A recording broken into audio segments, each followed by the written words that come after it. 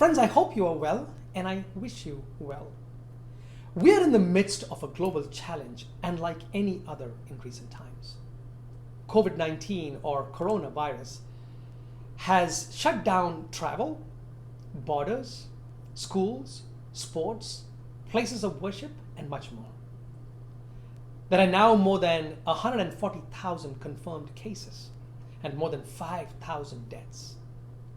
When, where, and who the virus may infect next is anybody's guess. So here we are as the human race, and here we are as the people of God. I believe that we must deal with this pandemic both with caution and faith. So here is a 5-minute reflection in this context. First of all, if there is anything that this pandemic is teaching us, it is this, that we are all connected. It is ironic that we must draw the lessons by quarantining ourselves, by prohibiting travel, by canceling social events. Perhaps there is not just an irony here, but also a paradox. That it is in our being separated that we understand our connectedness. This is the time to realize that nations cannot act unilaterally, that communities cannot thrive in isolation, and that global solutions to global problems require global cooperation.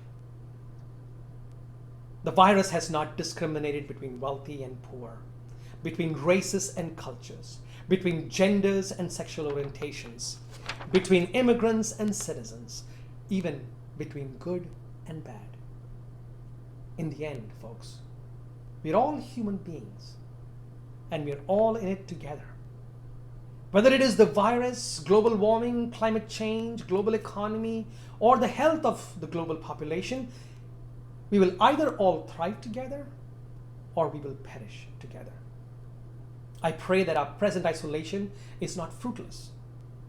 Let our separation from each other help us to become a more connected world. The second thing that the COVID-19 virus is making me aware of is how fragile human life and human institutions are. We live in a very technologically and scientifically advanced world.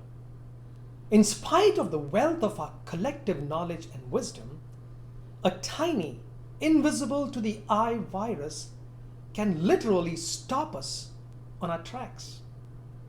As the death toll continues to rise and virus continues to spread, it is as if we are at a stop sign.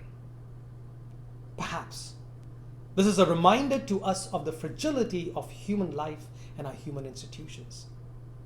Isn't it true that the greatest and the most advanced facilities and gadgets, though at the service of humanity, can guarantee human life only to a certain point?